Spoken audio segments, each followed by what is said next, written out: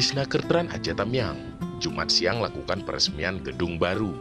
Gedung yang sebelumnya ditempatkan oleh P4 TKI tersebut kali ini resmi dipinjam pakaikan selama 5 tahun ke depan untuk aktivitas perkantoran dinas yang dianggap penting bagi melindungi para pekerja di bumi muda sedia ini.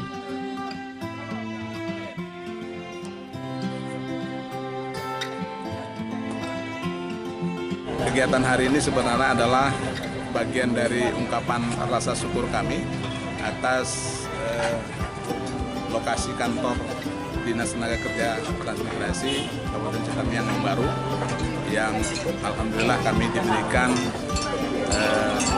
pinjam pakai di kantor P4 TKI ini untuk bersama-sama berkantor lah melalui program SDC-nya, mengirimkan peserta diklat kompetensi yang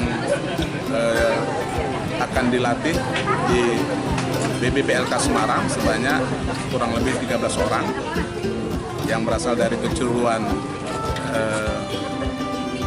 administrasi perkantoran dan satu lagi dari kejuruan desainer.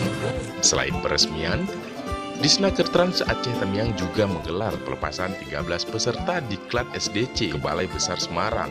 Dan ke-13 peserta diklat tersebut terdiri dari kaum wanita yang akan dilatih selama 3 bulan dalam jurusan desainer busana dan administrasi perkantoran.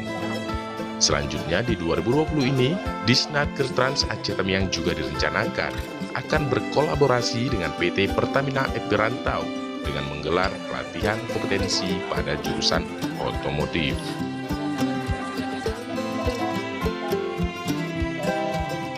Dari Kabupaten Aceh Tamiang, T-News TV, Ricky Ilham melaporkan.